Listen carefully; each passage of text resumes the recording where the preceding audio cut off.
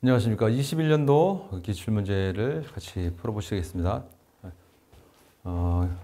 우리 이제 뭐 여러 번 설명드리지만 보건지도사는 기출문제에서 재인용돼서 출제되는 게 것이 그렇게 많지 않다. 그건 참고하시고 이제 기출문제 풀이는 왜 하느냐 하면 이 정도 난이도로 나오는구나 때문에 하는 것이지 기출문제를 암기하셔서 다음 시험에 나올 때 뭐 써먹어야지 그런 생각은 좀 안 하시는 게 좋습니다. 왜냐하면 기사 시험은 기출문제가 위주지만 지도사 시험부터는 그렇지 않다.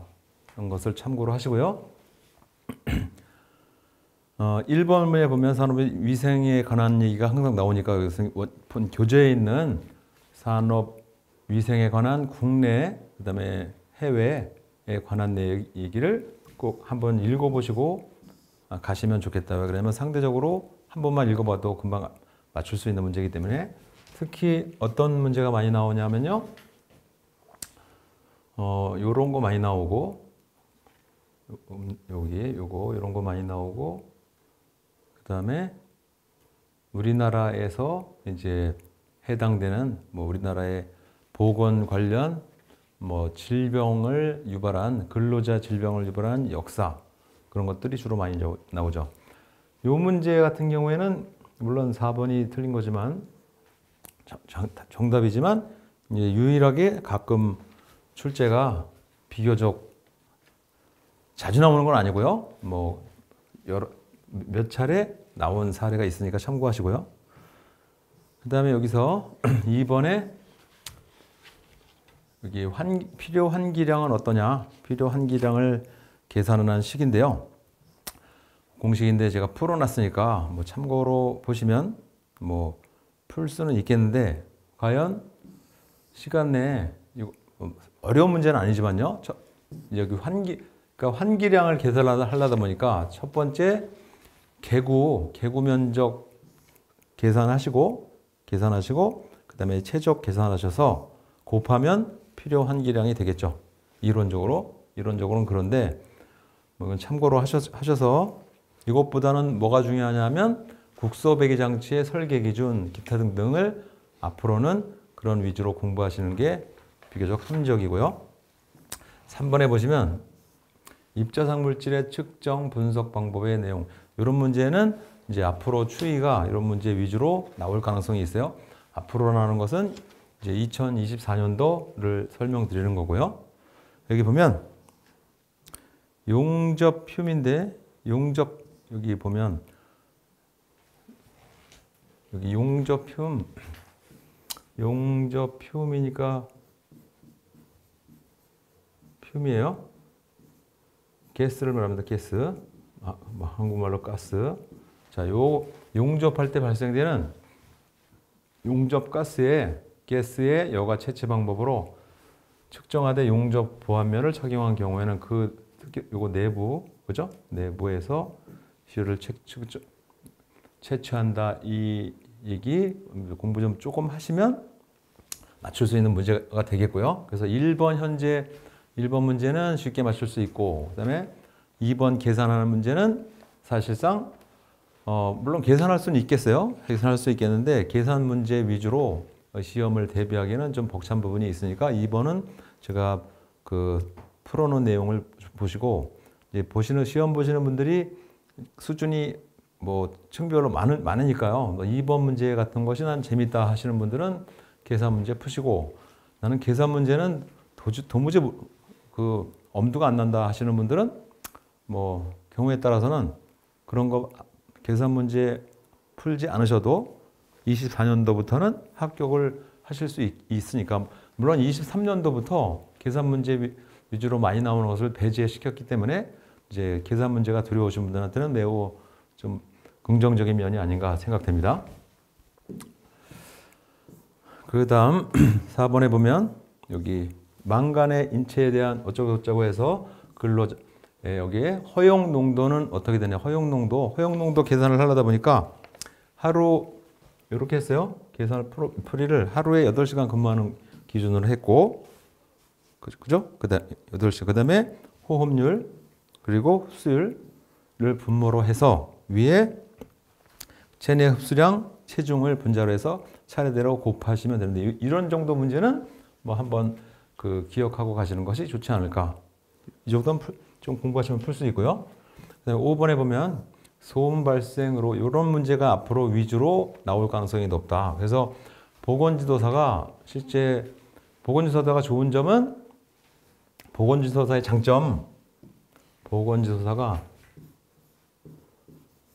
물론 보건관리자가 되기 위해서 보건지도사 시험 보는 건 아니에요. 그보다는 차원이 높으니까.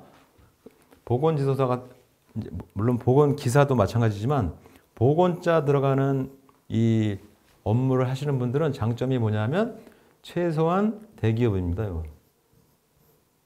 네, 대기업이고 그 다음에 보건하고 상대적인 게 안전이 있어요. 안전이 있습니다. 이거 안전이 있고 안전인데 안전은 어떻게 되냐면 하시는 업무에 외부로부터 간섭받는 부분이 부서가 굉장히 많습니다. 이것은.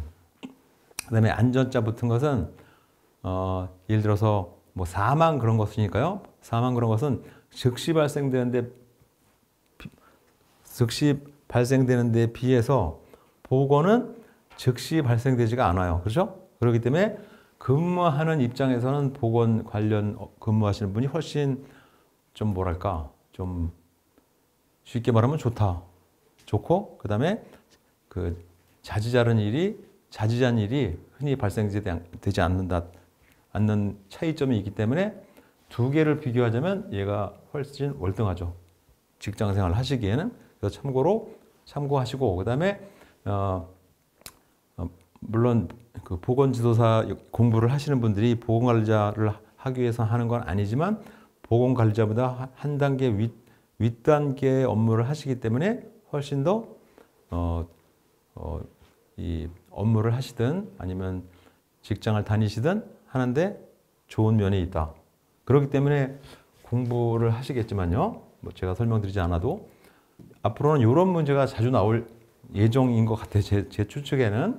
그래서 간단한 얘기지만 소음 강도 그러니까 하루 노출 시간 기준으로 90부터 그 다음에 1시간 노출 데시벨 기준으로 105 요거하고 충격 소음 기준이 있는데요. 여기서는 일단 요 소음 기준, 소음의 노출 기준 이것은 반드시 기억을 해보고 가실 필요가 있다.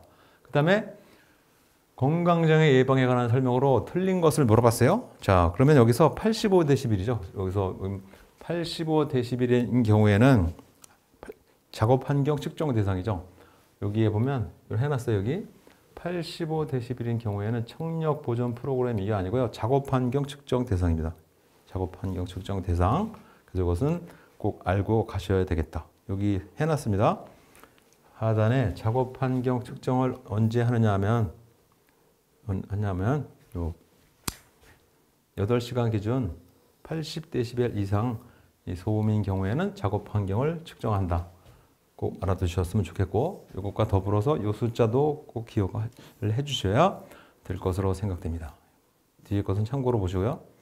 전리방사선에 관한 얘기는 이제 보면 자주 시험 문제 등장하는 것이 용접품도 일반 뭐 제조업이나 아니면 건설업에 자주 우리가 흔히 접하는 물질이 되겠고 그 다음에 전리방사선도 보건관리상 매우 빈번하게 접할 수 있는 상황이 되기 때문에 전리방사선 문제 정도는 뭐 이후에도 자주 출제될 가능성이 있어요. 그래서 전리방사선의 정의, 즉 원자 분자에 작용해서 전리를 일으키는 방사선을 전리방사선이라고 한다. 이 정의, 그 다음에 또 하나 전하를 가진 입자선 알파, 베타선으로서 원자의 궤도 전자 및 분자에 속박된 전자에 전기적으로 힘을 미치게 해서 분리되는 현상을 말한다. 예? 전리니까 전기적으로 분리되는 방사선을 말하는 거죠. 그래서 6번 같은 경우에는 자주 나오니까 꼭 기억을 하시고 그래서 따라서 옳은 거 베타 입자는 그 자체가 전리적 성질을 가지고 있어요. 그죠? 예. 그래서 요 전리 방사선은 본교재 내용도 꼭 확인하시고 가셔야 되겠고 시험에 응하셔야 되겠고요. 그 다음에 7번에 입자상 물질 호흡기 내 침착, 그 다음에 인체 방어 기전에 관한 설명인데, 방어 기전은 뭐냐면요. 아시겠지만 방어 기전은 몸 자체에서 하나의 이물질이나 아니면 그 인체에 치명적인 물질이 들어올 때 어느 정도 그 막아낼 수 있는 그 상태를 방어 기전 이렇게 부르죠. 그래서 방어 기전에 관한 문제인데, 여기 보면 이렇게 해놨어요. 여기 보면 입자상 물질이 침착하는 데는 충돌 여기 있고, 그 다음에 평균 입자의 크기는 여기서 보면 1, 2, 3, 예를 들어서 저는 항상 그 보건지도서관 이걸 설명하고 있어요. 왜냐하면 좀 약간 특수한 분야이기 때문에 이 시험 문제 25개가 출제되는 문제 중에서 모든 것을 다 기억하고 알고 시험 보기에는 응하기는 좀 부담스러운 면이 있어요. 그래서 보기를 보고 이제 선택하는 경우에 어떤 것이 정답일 가능성이 높은가를 항상 뭐 제가 설명드리곤 해요. 물론 요령껏 합격하세요라는 뜻은 아니지만 아무튼 요령이 웬만큼 중요하다라고 보면 1번부터 5번까지가 보기가 있는데, 예를 들어 이 7번 문제를 도저히 모르겠다, 처음 보는 문제다 했을 경우에 일단 그 시험 문제지에서 시각적으로 약간 거리를 두시고 의심스러운 걸 찾아보면, 저 같은 경우에는 이 숫자 들어간 걸 의심스러워합니다. 항상 이런 게 답일 가능성이 높거든요. 왜냐하면 출제하는 분이 출제 문제에 오류가 있을 수 있어요.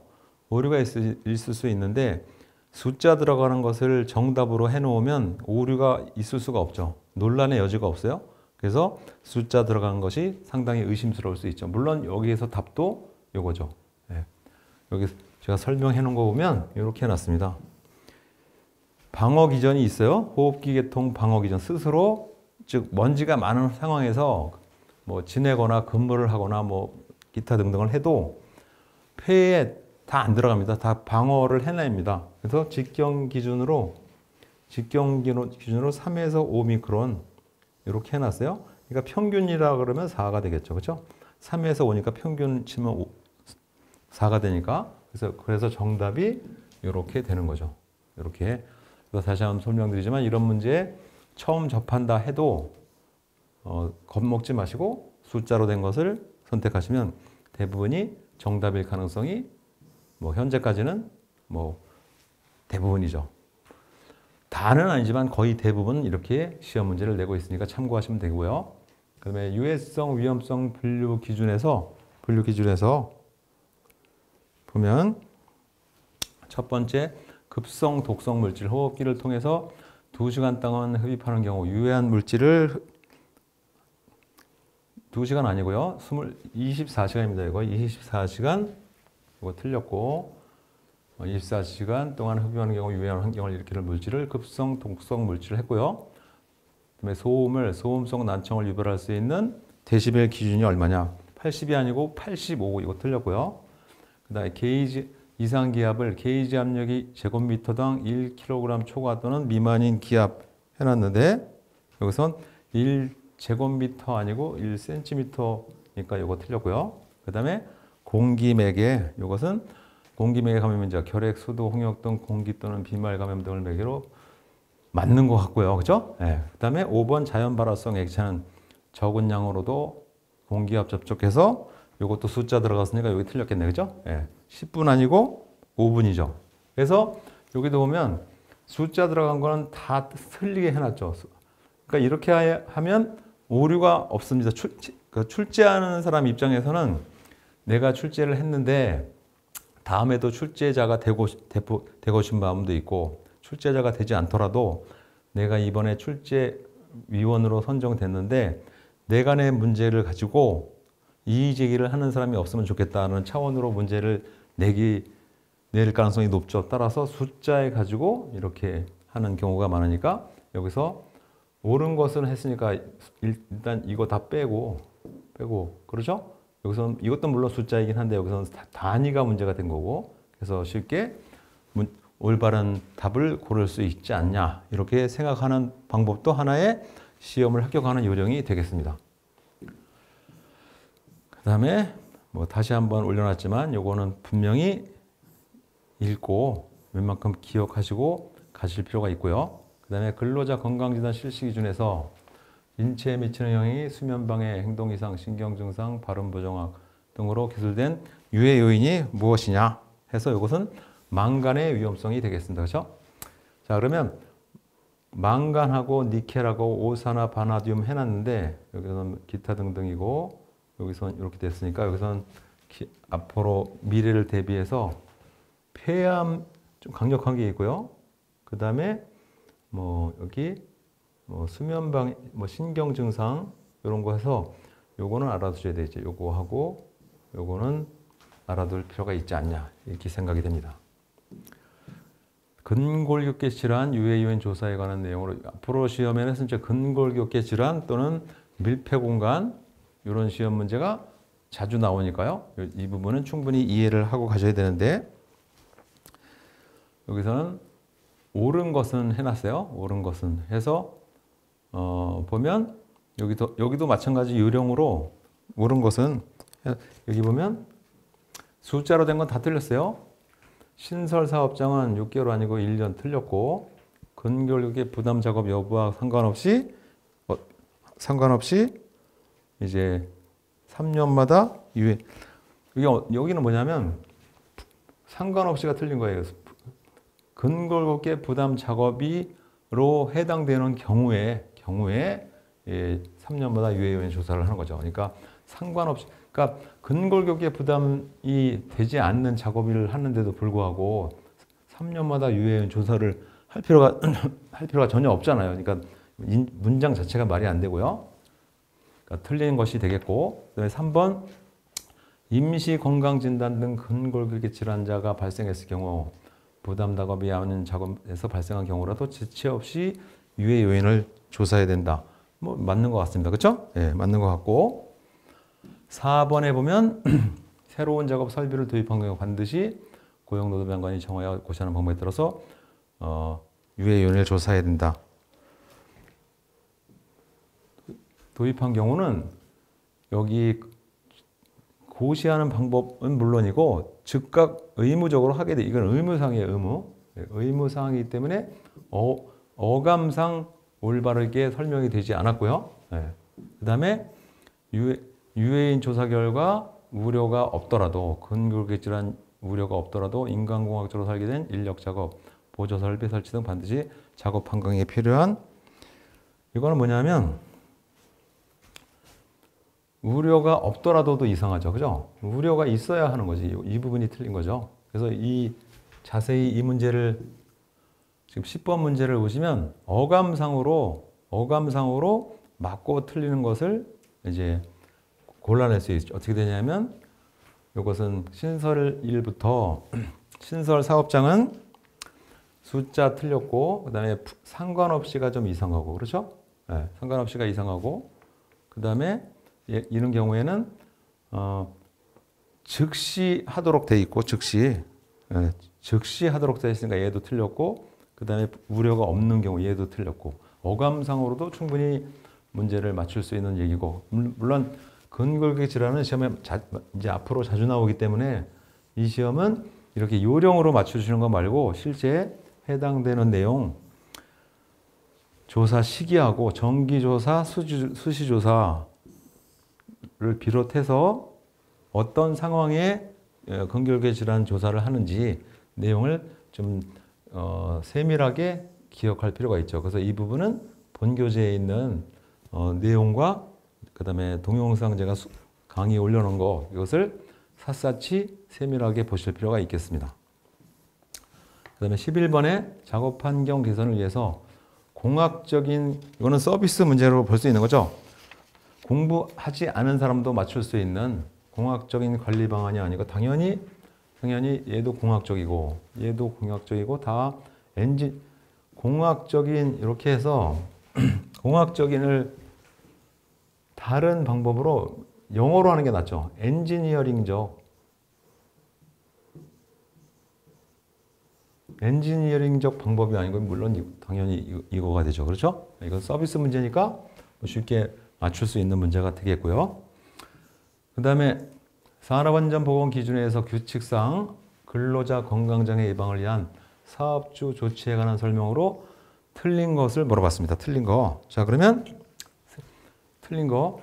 신체 등에 방사성 물질이 부착될 우려가 있을 경우 판 또는 막 등의 방지 설비를 신체가 아니고 예를 들어서 얼굴이나 손, 발 아니면 몸에 부착될 경우 이런 경우는 이렇게 되지 않도록 해야 되죠. 그래서 여기에는 이게 아니고 바로 뭐냐면 뭐 장갑이라든지 복장이라든지 그렇죠? 그런 거기에 이 부분이 틀린 거죠. 신체가 아니고 근로자 신체가 아니고 의복이라든지 작업복 또 기타 등등에 부착될 우려가 있을 경우 이렇게 바꿔야지 옳은 문장이 되겠죠. 그죠? 예. 그 다음 호흡 보호구에 관한 설명으로 옳지 않은 것은 해놨어요. 여기 보면 맞고 그 다음에 기타 등등 맞고 자 산소가 이것도 쉬운 문제죠. 산소가 결핍된 밀폐 공간에서는 공부 하나도 안 해도 맞출 수 있죠. 방독 마스크 아니고 얘는 바로 뭘 해야 되냐면 송기 마스크 해야 되죠. 당연히 이 문제가 서비스 문제에 틀린 얘기가 되겠죠. 공부 안 해도 여러분 아니고 여러분 어머니 같은 경우에도 쉽게 맞출 수 있는 문제죠. 그죠? 네. 그다음에 물질안전보건 자료 이것이 이제 작성 시 포함돼야 될 항목 요게 좀 개정이 됐습니다. 개정이 돼서 불편하시더라도 16가지를 암기하셔야 돼요. 회사에 관한 정보, 제품과 회사 간 정보, 유해성, 위험성부터 여기 그 밖의 참고사항까지 몽땅 암기를 하셔야 되겠어요. 여기 최근 개정된 내용이기 때문에 꼭 기억을 하고 가셔야 되겠습니다. 그래서 안정성 비판 여기에 보기에 든 모든 것들이 작성 시 포함되어야 될 항목이 되겠죠. 그 다음에 인체 부위 중에서 피부에 관한 설명으로 옳지 않은 것 해놨습니다. 여기 보면 이제 표피는 표피와 진피로 구분되고 각질층은 전체 피부에 비해서 매우 두껍지. 만약에 이게 틀린 건데요. 각질층이 피부 전체에 비해서 두꺼우면 각질이 바로 뭐냐면 여러분들 요즘에는 안 그렇지 않은 분이 그렇게 하는 분이 많지 않지만 때를 닦습니다. 때를 닦는 게 각질을 제거하는 거 아니에요. 각질을 제거하는데 이게 피부에 비해서 매우 두꺼우면 때를 닦을 수가 없는 거죠. 그렇죠? 상식적으로 생각해도. 그래서 각질층이 얇기 때문에 일테면 때를 닦는 일이 생기는 상황이죠. 따라서 2번이 틀린 내용이 되겠죠. 그렇죠? 예. 그 다음에 물론 설명은 제가 자세히 해놨는데 이 설명은 다음에 똑같은 문제를 물어보진 않고 표피의 기능, 구조, 진피, 피하 조직, 이 기타 등등에 관해서 문제를 물어볼 수 있기 때문에 우리 기출문제 기사 시험을 볼 때는 여러분들 중에 이제 이 지도사 시험을 보시는 중에 기사 시험을 자격증을 갖고 계신 분들이 분명히 계실 텐데 기사 시험에서는 보기 자체도 똑같아요. 문제 내용이 완전 똑같은데 지도사부터는 문제가 기출문제에서 나왔더라도 동일한 문제를 물어보지 않고 다른 문제를 물어볼 수 있기 때문에 요 풀이에 있는 다른 내용을 꼭 기억하실 필요가 있다는 얘기죠. 네, 그래서 기출문제를 보시되 기사시험 보실 때처럼 동일한 내용을 똑같이 물어보는 것을 염두에 두고 기출문제를 풀어보시면 안 된다. 이런 얘기를 제가 강조드리는 중이에요. 그 다음에 특수건강진단 대상 유해물질인자 중에서 치과 검사를 치과 의사가 실시해야 되는 것에 해당되지 않는 것을 좀 생소한 문제죠. 예, 자, 여기서는 요게